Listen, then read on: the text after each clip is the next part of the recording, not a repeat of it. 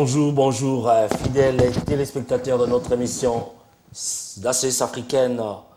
Votre émission que vous suivez tous les samedis de 12h à 13h sur Olive TV, votre chaîne d'excellence, votre chaîne de référence. Grande ma joie d'être là encore une fois de plus pour vous présenter l'émission préférée, votre émission comme je l'ai dit tantôt. Je sais que vous êtes cloués sur vos fauteuils pour suivre l'émission l'ACS africaine. Oh, il y a mon téléphone qui commence déjà à sonner. Je dois le mettre sous mode silencieux. Oui, c'est fait.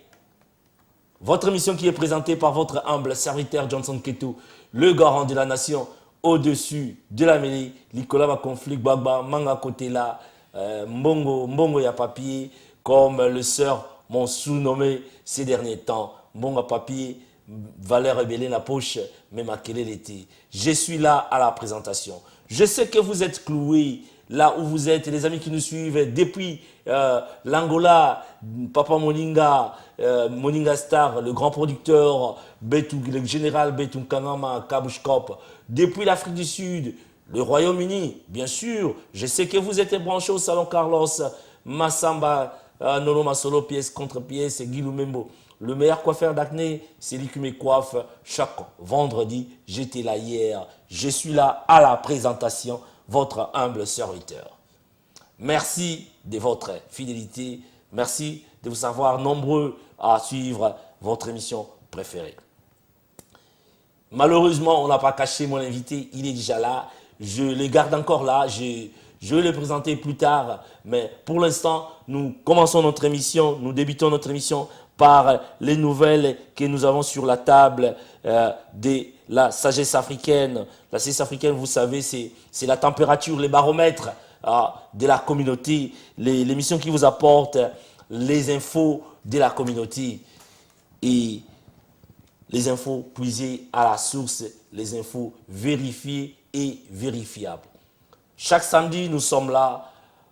Dès que nous finissons l'émission plutôt, nous la relayons sur notre site, les www.topafricamagazine.net, un site responsable pour le responsable. Je commence par les nouvelles nécrologiques car la communauté est encore une fois de plus éprouvée.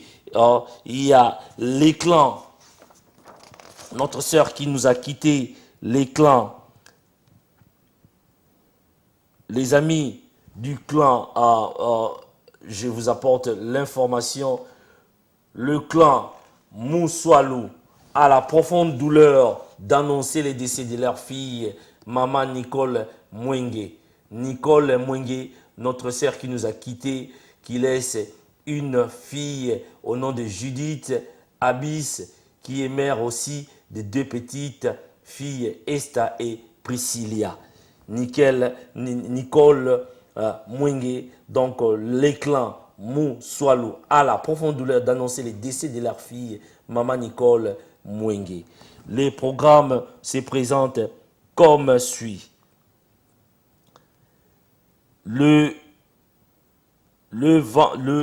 Quelle date encore? Ils ont dit l'exposition aura lieu. L'exposition aura lieu le mercredi 14, jeudi 15 et vendredi 16 octobre. Donc pendant 3 jours, on va exposer les corps de notre sœur Nicole Mwenge. Et l'enterrement aura lieu le 17 octobre at Manor Park Cemetery. Manor Park Cemetery, maman Nabiso Nicole Mwenge atiki biso, ba maman ya communauté, bandeko, bampangi, biso banto bampangi, boyebi maman Nicole, vraiment, famille Zenga aussi, à travers cette perte, a présenté ma condoléance le plus attristé, na clan nyonso Moussoualou. Zenga Mambo, Ignace présente ses condoléances aussi à tous les clans plutôt, à toute la famille Mwenge et à tous les clans Moussoualou. Je reviendrai sur ces communiqués. Si vous avez besoin des informations, le plus ample détail, mon numéro se trouve sur l'écran. Je vous donnerai le plus ample détail et je vous enverrai les numéros des contacts. Ça, c'était pour notre sœur qui nous a quittés. Moi, à mon niveau, au niveau de la CIS africaine et au niveau des Top Africa Magazine, j'ai dit, je présente aussi nos condoléances le plus attristées à tous les clans Moussoualou, que l'âme de notre sœur se repose en paix. Ça, c'était notre nouvelle nécrologique, la communauté. J'ai dit, on doit prier pour ça. Merci au pasteur Mbata qui a pris l'initiative. Et aussi, nous avions appris le décès de notre sœur Nancy. Nancy, épouse de notre frère Donna Okito. La sœur Nancy qui habite Edmonton nous a quittés. Et jusque-là, je n'ai pas encore reçu les plus amples informations, mais je tiens seulement à informer toute la communauté que la communauté est encore éprouvée. Nous avions perdu cette sœur, la sœur Nancy, qui réside à Edmonton. Elle nous a quittés il y a de cela 3-4 jours passés. Donc, en attendant que je puisse récupérer les plus amples informations, j'ai tenu à vous annoncer son décès. Que son âme aussi repose en paix. Nous reviendrons sur ces communiqués dans nos prochaines émissions. D'emblée, je m'en vais recevoir mon invité qui est les frères Benjamin. Benjamin qui est venu pour la première fois dans notre émission. Bonjour frère. Oyego etala bisomba liboso esengo na biso ezali ya oyamba yo ndako eyambaka bato ezali ndako ya bénédiction to yambi yo lelo na bayebi yo te qui est frère Benjamin. Donc merci la parole donc comme si nzambe mingi moi c'est frère Benjamin Isaiah donc na azado moembi na kati na mboka oyo na ye awa mingi donc pona kolobela makambo ya oyo etali donc album to makambo ya nzambe yango donc na ye lelo donc na plateau na merci. Mais là, on sait dans la régie déjà, pour Batouba savourer déjà qui est frère Benjamin. Il prépare un album qui sera lancé sur le marché incessamment. Donc, je demande à la régie de me balancer ces clips tirés de son album. L'album qui s'intitule Dieu va faire encore. Dieu va faire encore. Dieu va faire encore pour la CIS africaine. Dieu va faire encore pour toi qui me suis en ce moment. La sœur Jenny Ekila. Dieu va faire encore pour la sœur Nicole Tete Queen, Woman of Power, Maman Anne Banazaun, Banamokilmoua, les chrétiens. Hein? Ne désespérez pas. Amen. Dieu va faire encore. Le frère Benjamin, Alinga Alexabinoke. Zala toujours l'espoir. Amen. Les Français disent l'espoir fait vivre. Amen. Mais chez les chrétiens, amen, Dieu va faire encore. Amen. On nous balance cet extrait et après nous allons revenir sur ce plateau. Menez à bien notre émission, votre émission préférée. Amen.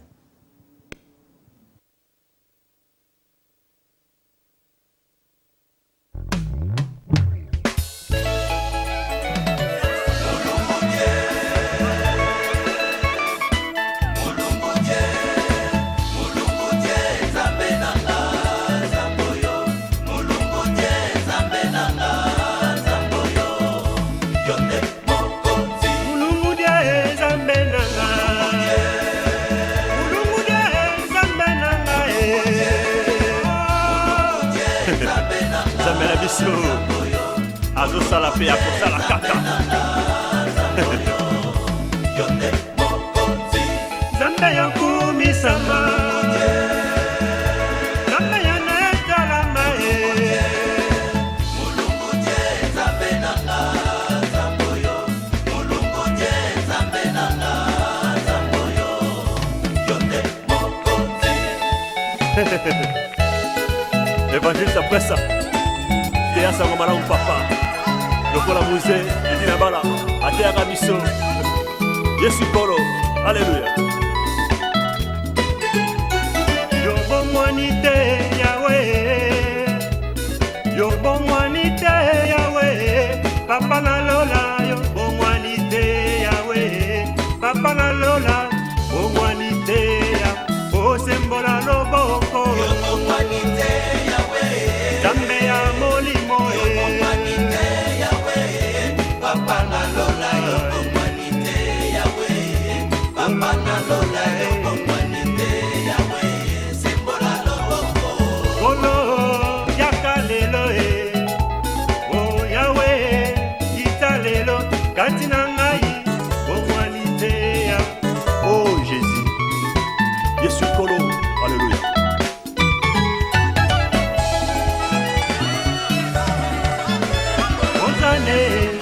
Zambe nanga na yembeli yo e. Ozane, Zambe nanga na yembeli yo e. Ozana e, yo Zambe yo kumama e. Ozane, Zambe nanga na yembeli yo e. Nazali molongi, ngai nakobanga elokote. Ozane, Zambe nanga na yembeli yo e. Ozane, yo Zambe yo kumama e. Ozane, Zambe nanga na yembeli yo e.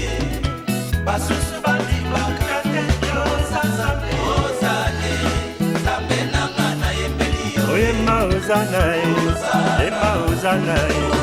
Zambe na ngai, asali ya mingi oyo, osi na yuda e, elombe mobali oyo.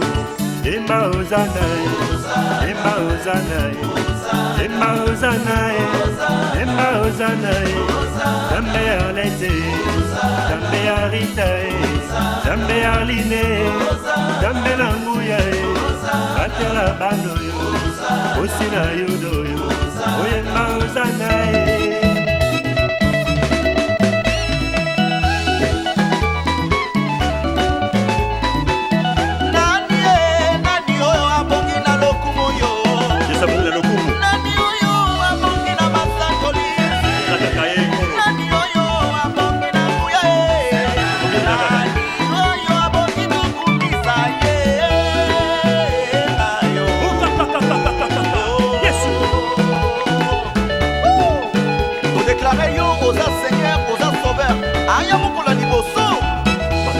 Voilà. Et pourquoi la mibane? Et y'a pourquoi la misato? Résurrection. Yaka.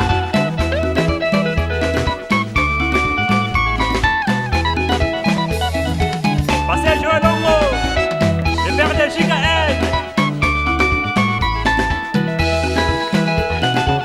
Ah, la Bamouda, la Bajal, la Banot. Voilà, ok. Namiyidi, Nabafingi, Nabayini, Nabatongi. Ok, voilà, ok. Nabamom, Nabaseki, Nabajano, Bamonoso. Yesu.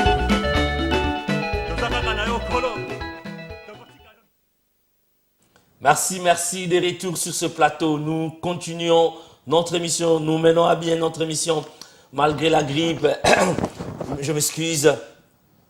Je suis là avec le frère Benjamin. Frère Benjamin. Namoni mindule kuna na yoki ba sebene na ozongela yo pona wana.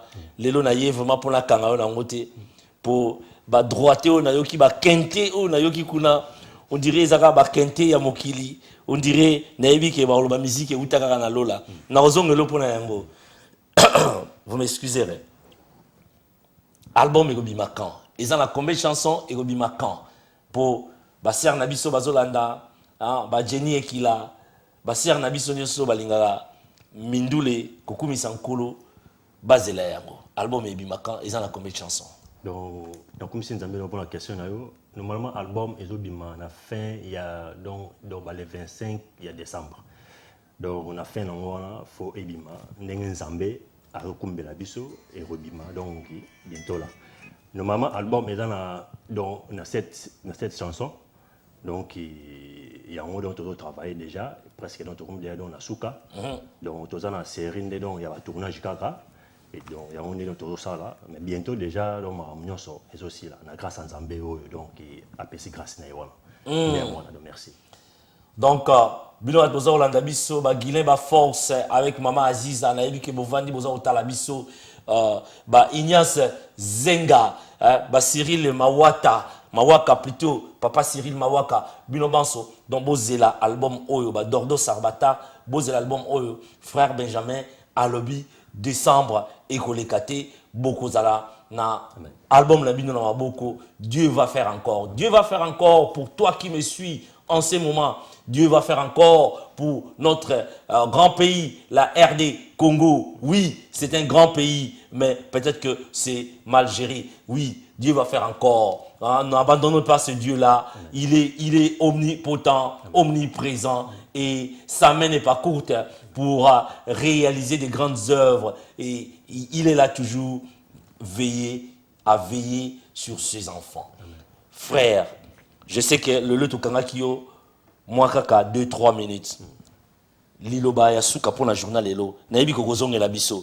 Pour o ezanda ku na yo, ezanda ko oyo eko promouvoir album na yo, Dieu va faire encore. Liloba pour la téléspectateurs avant que opesa bango bye bye. Frère Benjamin. Donc merci donc pour la question yo. Donc il n'a pas kaka tous les moyens binyonso na mboka oyo. Donc mbote mingi Nzambe apambola bino. Donc tozala na amour, donc tolingana, donc tous les moyens bi na mboka oyo. Donc tozala ini, donc tolingana. Donc totika esprit ya ko séparation tout ça, donc ce n'est pas bien. Donc tolingana, donc toza bana ya tata moko, donc toza la service moko, il faut donc tozala amour wana. Et là quand on sengi ya wana, donc on a pesika donc ba maman ya nzamalamu donc ya Cambovel. Merci na bango pona ne que no bazo sunganga donc qui n'a pas tournage donc tout ça na bango ba maman nyo surtout donc ya nzamalamu ya Cambovel donc Nzambe apambola bino. En plus donc moi sinanga na bana donc bota trop donc les frères et mariés oui. Oui c'est ça. Donc je sais moi là. Donc, merci. Donc, bientôt, les autres déjà. Merci beaucoup. Merci pour la visite. Ce n'est qu'une première. Il n'y a jamais un sans deux, dit-on. Donc, c'est la première fois. Je sais que le frère Benjamin va revenir dans notre émission sur ce plateau pour discuter ensemble sur son album à venir. Dieu va faire encore. Et ainsi, pour permettre à mon invité, la suivante, c'est une femme, oui, c'est une femme. La deuxième invitée de prendre place. Je demande à la régie de m'apprêter le deuxième élément. C'est le mariage coutumier de notre frère Alain Foussou Kiala et Maman Jackie Laba. Maman Jackie Laba na Alain Foussou Kiala babalanaki. Maman Jackie, Maman Jackie à Zion Church. Oyo ya kofongola salon Sheraton na Kinshasa. Maman Jackie Mokakoswa, hein, bakoyoka sango, bakoyoka lokito. Maman Jackie tolakisa bino élément oyo pour te permettre na deuxième invité na biso kota peto tia boîte na ibale makamango banda papa benga mama, mama benga papa pour sikoyo na linga ningisa moke. Boyebi kaka ningana dotonto ningisa sikoyo bobeta biso mariage coutumier oyo tokobeta encore 5 minutes toko revenir nango plus tard 5 minutes kaka rejebeta biso mariage coutumier ya papa Alain Foussou na maman Jackie Laba botala bino mo ndenge ni marambele kaki.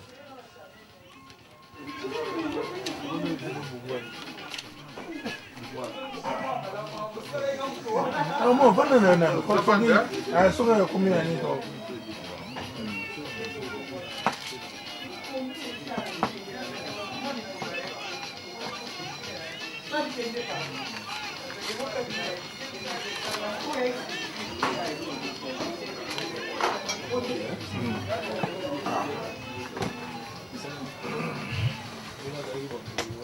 Encore une fois, merci Ming Matondo.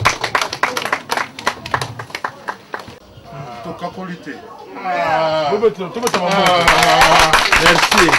On a besoin pour valoriser. En tout cas, c'est peu les makashi. Ah, papa Alain. Merci Mingi.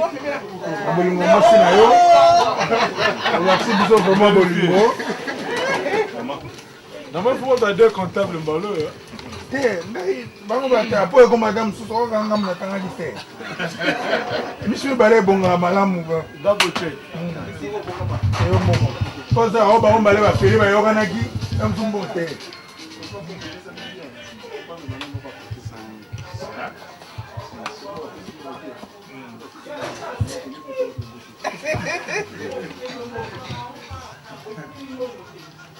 Ah bah, personne.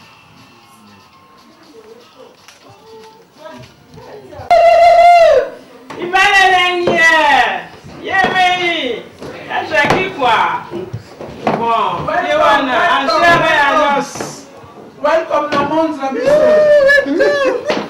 Welcome boy madame.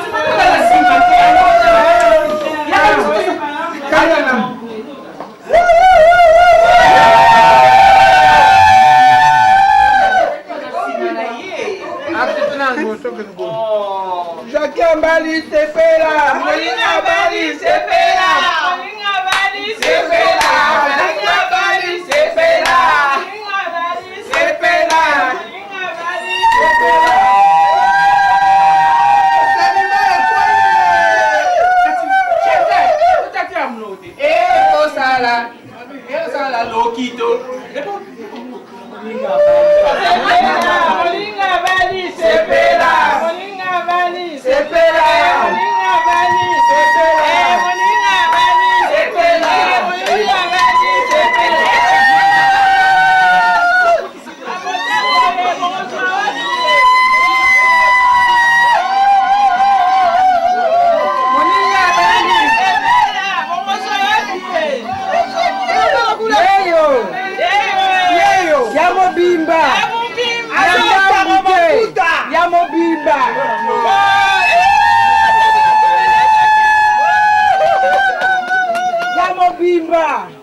na ndambu te.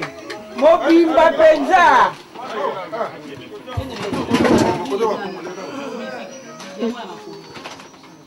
Chaque étape soit. Ata mobimba.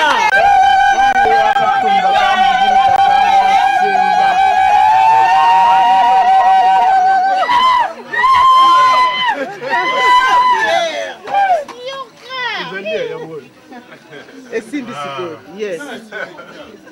Esimbi.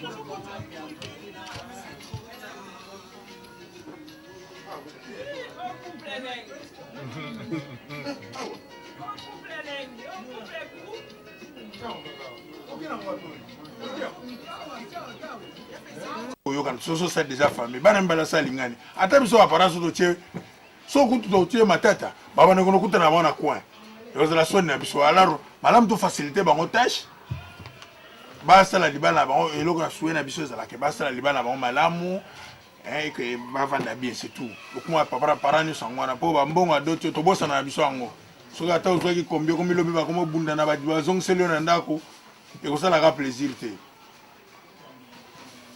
Bon, au moins, ndezo kanto banda nanu na mama mutamona mukumba pasi na tie na pesa ko liste na ngai na bai mama na singa kyo pièce moko le demi bala singa pièce wax moko wax hollandais encore moya mbala.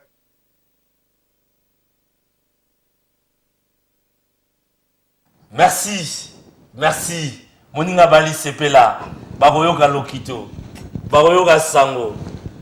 Oh, the new guest is no frère Benjamin. The new guest is Mama Nicole Tete. Thank you la régie. Thank you. Anita Chibo. Oh, ya Chibo Apula.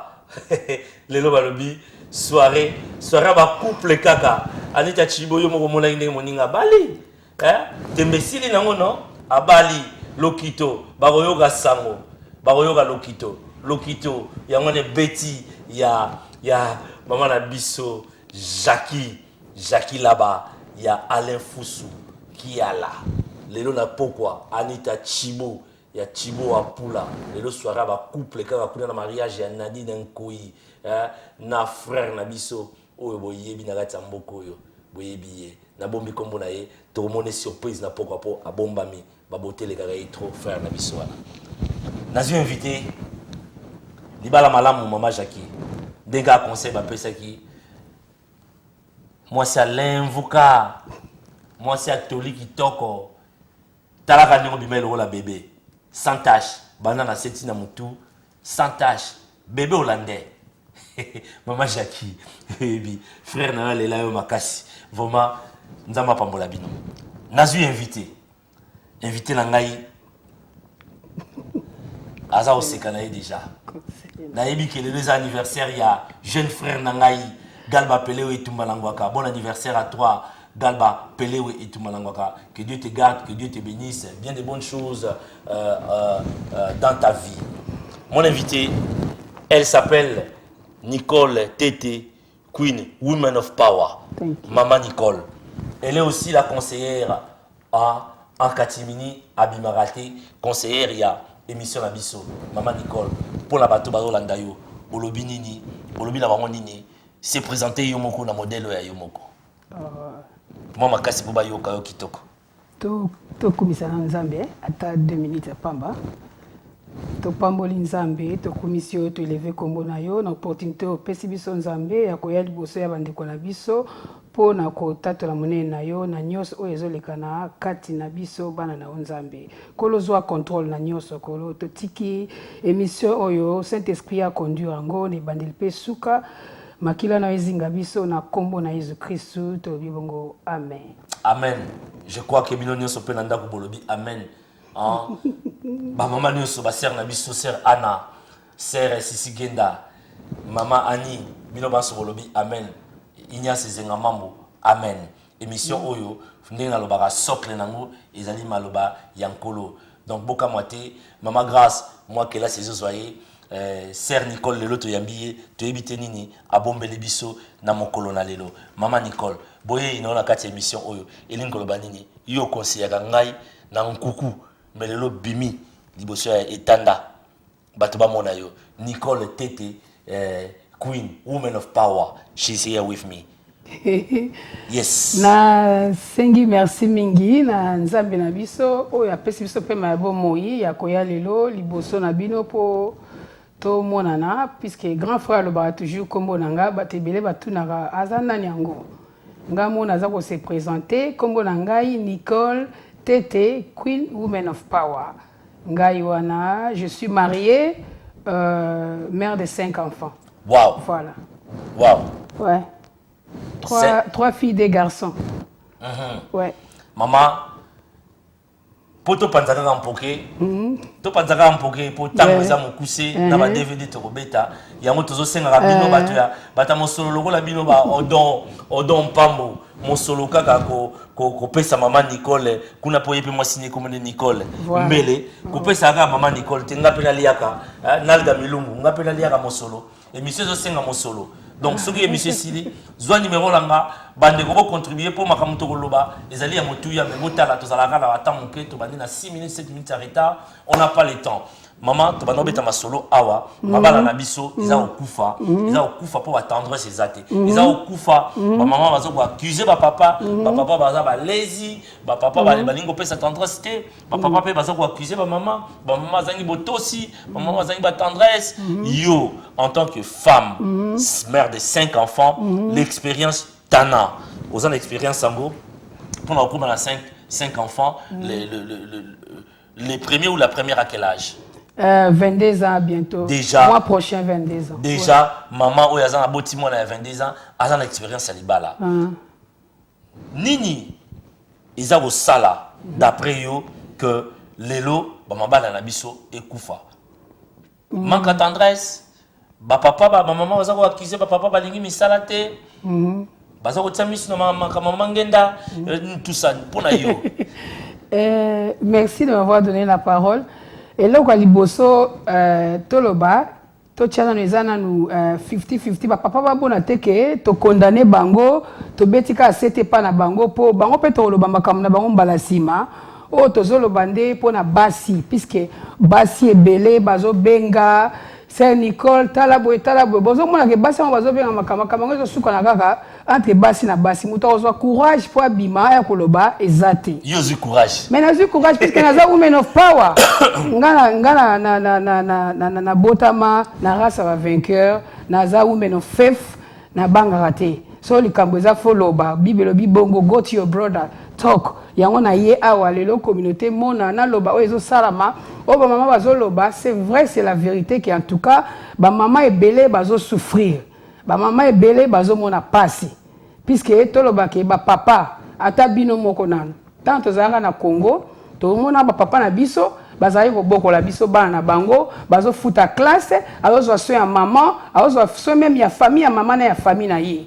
Ba papa ba bokola biso na bino, ba kolisa biso na éducation na mobali faza la responsable puisque nzamba sali mobali alobi mobali aza mutu ozomo aza la tête de la maison. Mais mi bale belé na Londres wa, balata ba jipe l'esprit, balata ba tra ba na ba pantalon esprit na sens que mobali a eu responsabilité na ye a pesi moisi.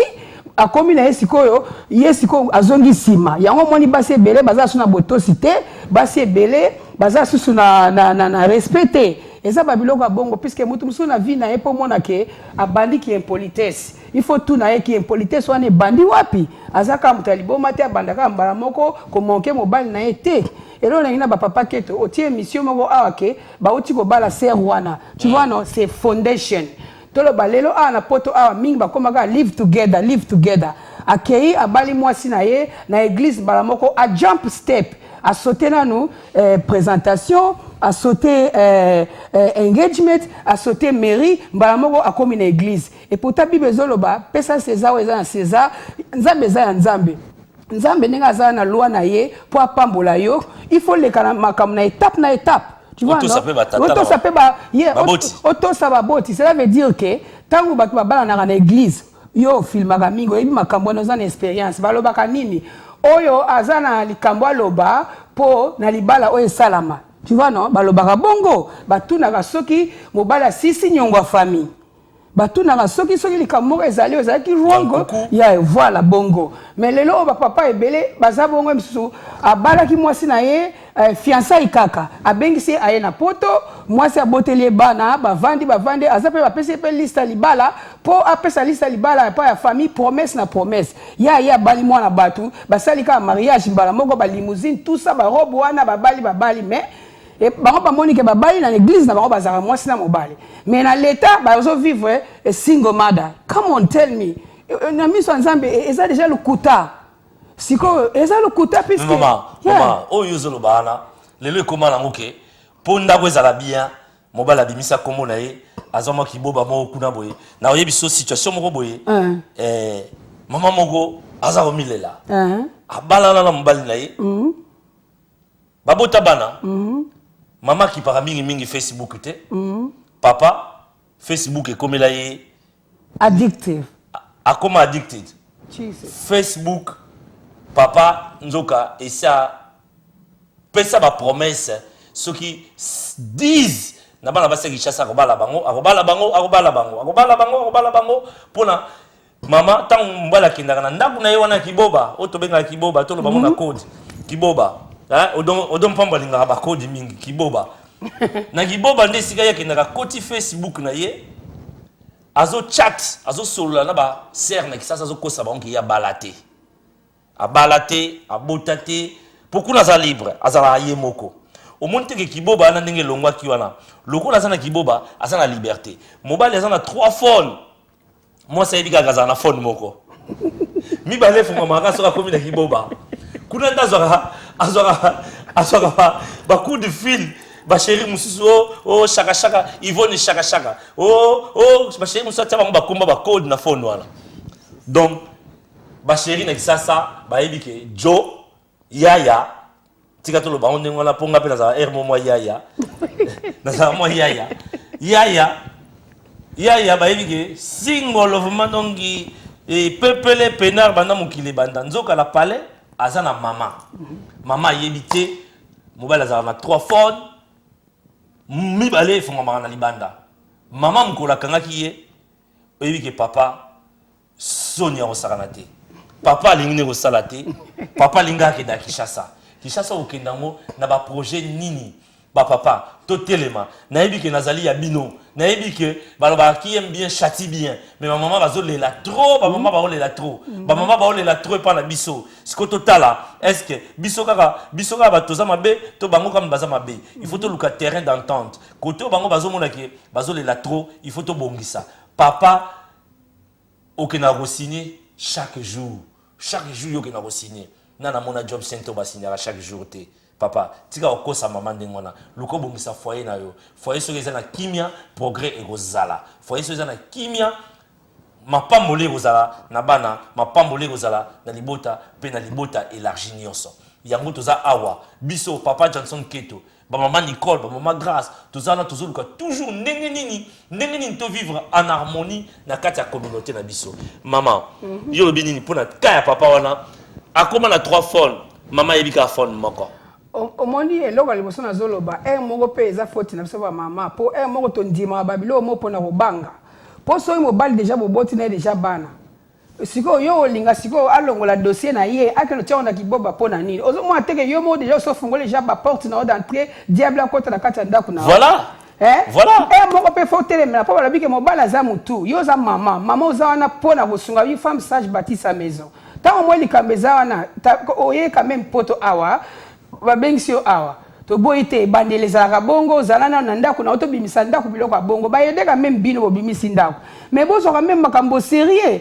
bo balani bo sangisi dossier bino siko bo banga so sangisi dossier la mubali ndako ekokoma cher eloko boye kokoma l'état osala ba calcul non toza quand même gentil papa Keto toye quand même na mboka oyo l'état azeli ba couple belé ba mibali charge à 90% na loba na sens nini l'état a foutu la bana classe l'État a foutu la bateau hôpital soko boti. Après ça même ba token wana ba miliki. Après ça même ba child tax, child credit. L'État a zo aidé. Na banda ko zo futa quand même. L'État foutu li ondaku. A aidé yo. A la question quand même sens ya responsabilité. Soko za papa quand même faut luka. Oko za ka na vie na otekaka, oke na ko signer, oke na ka ko vana na banda ko mayu. Non. Ndako na mayu yo zo vana ngo ba zo futu la yo. Mais ça volontaire wa mama te. Mingi mama Nicole. Mingi ba père mbayaki liboso. Abendi momi. Azui moi sina ye na ye. Pour kaka makamambo tambola bien, pour ba petit bazala bien. Bon osundoli mère kuna na dossier. Yokei. Mais maman sika commission ya solo akumbele yango. Oh, tant akumbele yango spirituellement bofongoli ba porte spirituellement et comme il peut divorce. Po yo mto bandi yango bon po balabi oto kangi na se okangi likolo. Moto sara ba jeter na makamba vie. Ozomona. Po leona lobano lelo o moni mundele soko bali mwasi na mairie. Madame tokoza a papa Keto tokoza ata basi ata 50. To vandi awa. Mais madame Keto azaka moko. Ba ami balete.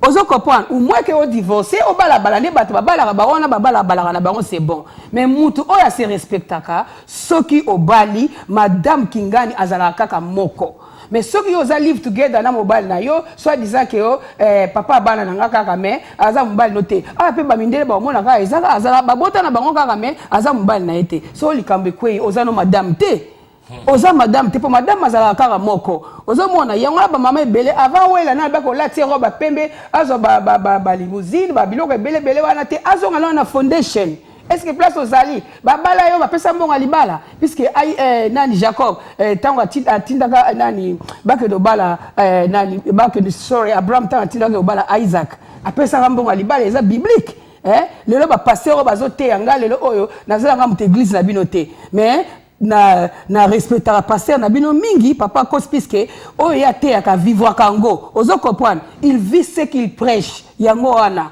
ozo mona lelo on ndenge zana so babali yo coutumier babali yo na mairie oza madame bosangisi dossier bozanda ku moko et comme nous va makambe belé oté diable a kota la puisque mobala zana kiboba na e moi ça vanda ye moko na bana ozo kopa mobala ngo sikoyo kiboba ngo pe atika ngo kuna alala kana kati ndako ozo bosa na ke leta ndenga zana ozana ordre ya ye akoko ya anytime na kati ndako na yo afungoli pe porte tant yo lobi tata bana za wana te ovi ovanda yo moko na bana akoza emisusu ba filaka vina yo yebite mukomso mo yana tongo go beta porte batala alali na kati ndako ba sapati bilamba yo soko olobani au monde que ba foot ça bino mbongo no sisi bolia na nombre bana o bobota ba foot ça bino mbongo wana malam kutu bo ma vie na bino en ordre bo sangisi dossier na bino bo vandi place moko so ba lebo foot ndako bo foot ndako papa ba andi ko foot la biso ndako banda bana bazaki na mike ba classe bana bongo tisiko bana ba foot la biso ka banda ça chauffe okoko la responsabilité te non ça chauffe that's why it's wrong ça chauffe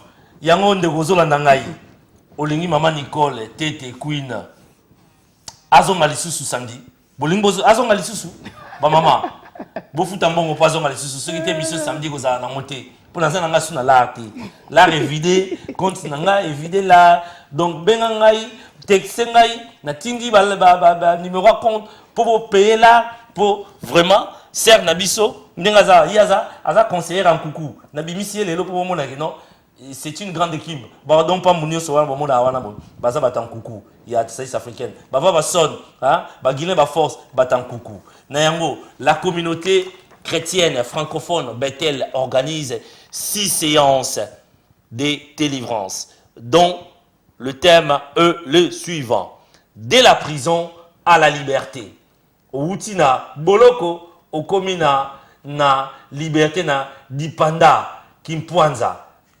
Pose Kimpwanza, il faut ya koyoka maloba oyo mama oratrice mama Grâce Kalanga a repé sa biso na le vendredi 16, le samedi le 17 et le dimanche 18 na Unit 25 Stadium Business Center, Northern Road, Wembley, Middlesex, HA9. Donc vendredi 16, samedi 17 et dimanche 18, Bethel, la communauté chrétienne francophone Bethel organise 6 séances de délivrance. Donc, journée wana tozangate, bokanga yango na mituna bino poto zalakuna toya tozaba délivrance tolongwa na boloko yo mtoza na boloko ozana kiboba kuna ozana 3 phones mibale mama yebite longwa na boloko wana yo mtoza na boloko olingi ko sala te olingi kaka ko signer yaka to bondela po tozwa misala to sala nzamba pambola biso oeza mabele nzamba pesi biso po ekomela biso ya biso ezali te que mabele ya ba anglais kaka eza pe ya yo tango tiaki makolono awa vraiment ezali mabele oyo ya yo tobosani pete papa na biso pasteur Mbata Sylvain l'église les héritiers de la promesse organise une journée première édition flèche du guerrier dans la main psaume 127 lelo samedi de 15h à 19h ba papa ba maman toya to sambela pona mawa oyo ekoteli biso na kati na communauté lelo nalobi lelo soki nalobi lelo ezali lelo de 15h à 19h je serai là au filmage je serai là moi je dois participer à cette prière car nazaki moto o nazaki touché na ba mawa oyo ezokotela biso na kati na communauté pasteur Sylvain Mbata asengi bino boya ebele na numéro 41 à part Task Hill na Brixton lelo de 15h à 19h donc tozanga te lelo ngaso na silisi a émission bokomona nga kuna kaka na chemise à rouge na ko changer te po mbonga kosomba chemise ezali susu te na ko changer te na ozala kaka na oya rouge na yango po tozonga mama na biso Nicole Tete Queen na kosenga la régie ebete na biso publicité moké et agence na biso agence La Charité où ils a situé na 222 Brixton Road après tozongi à la plateau to continuer na maman na biso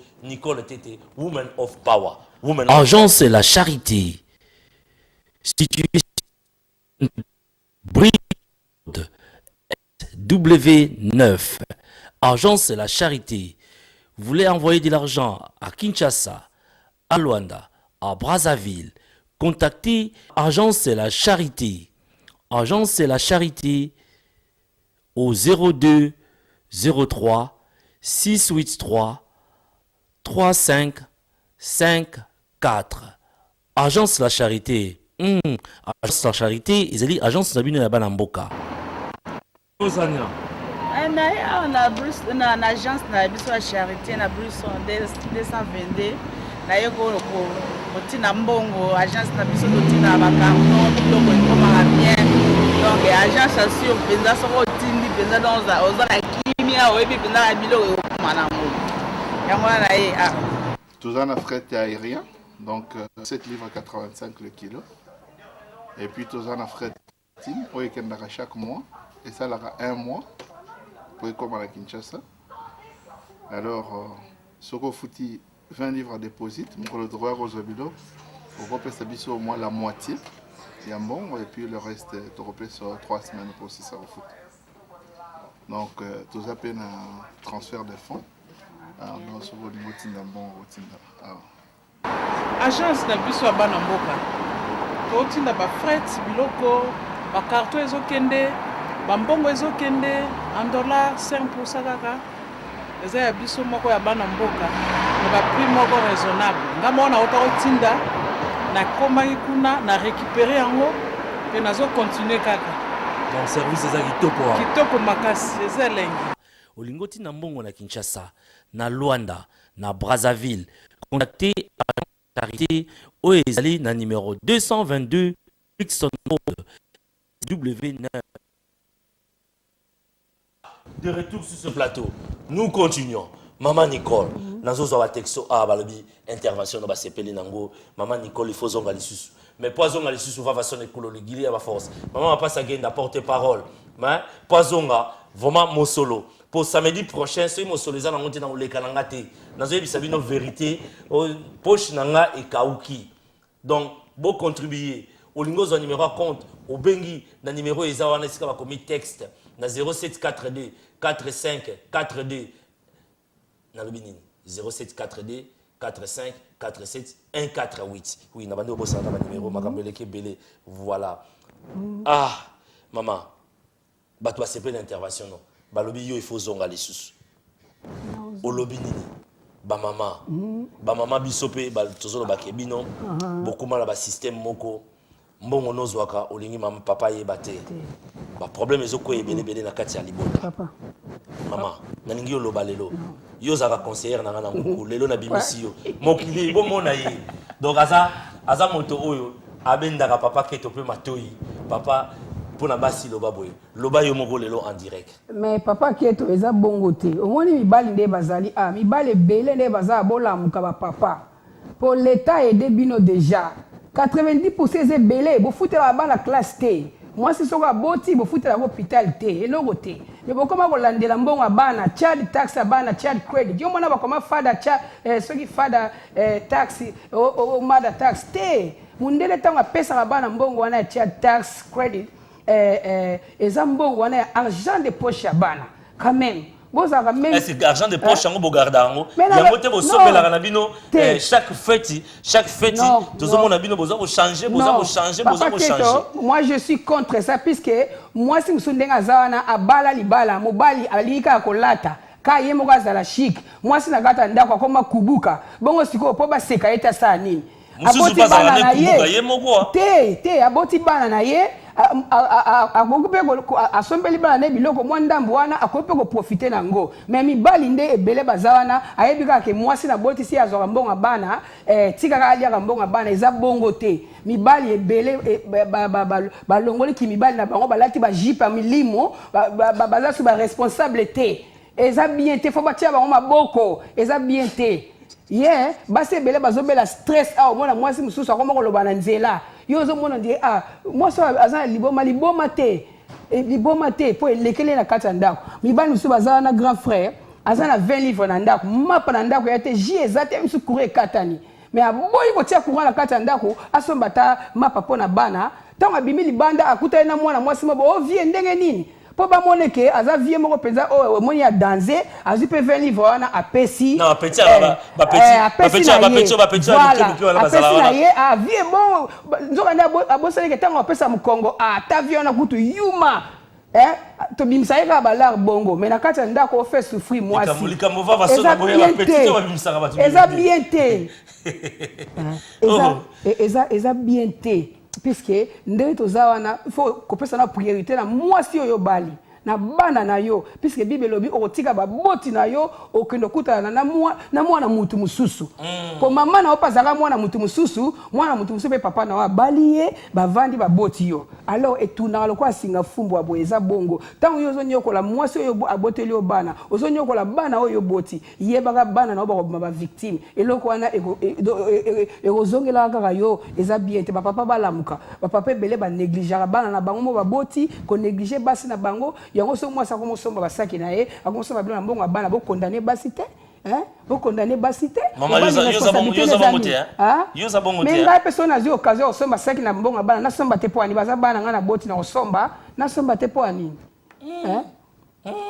na somba te poani so osenga mobali pesa ngata 10 livres pamba ozaki mbongo bana te akomo katelo mangala mais oza mwasi na ya préfère za nesengo libanda mais na kata ndako akomine kuluna na kata ndako ezalaka te est-ce que mwasi te mutakimisaka esengo ya mobali na kata ndako omona mwasi ye mona ba comportement mususu papa azomona soka ye na ndako on dirait na prison soka zana na libanda on dirait moi il respire il vit bien basi ebele pe baza bongo papa basi musu bakoma bongo suite à comportement mibali puisque soki mwasi na wana azaka mabe obalaki epoani obalaki epoani tango nzamba salaka Eve na mupanzi ya Adam salali saka Adam pongiti tango alamuki kala bita mwasi na oye wana mibali bele pe baganga misu tango za mwasi no bali kanga misu tango za ngo pesa yo siko sala makambo na ndenga secret mwasi ayebite obima danger mais na kata ndako na ozo faire souffrir mwasi na ezalaka te moi je suis contre ça donc ba papa ne baza bolingi balingi ebele pe balingi misala te musuku pe ko basala ka mbongo emona na ndako te mwasi ne kutu pina mba yebi yango te asala ka makambo minene kuna okosomba pe lupango kuna osundoli bana no balie pe lupango eke ofele bana no batikali ko telenga na pamba Maman Nicole evike ngamo posa ne tito vanda atati lobby même Régé Salibiso signe que tu tikali na 3 minutes oyemba la liboso mezamba la sukate na yango ndeko ndeko mwasi ndeko mobali émission oyo eza po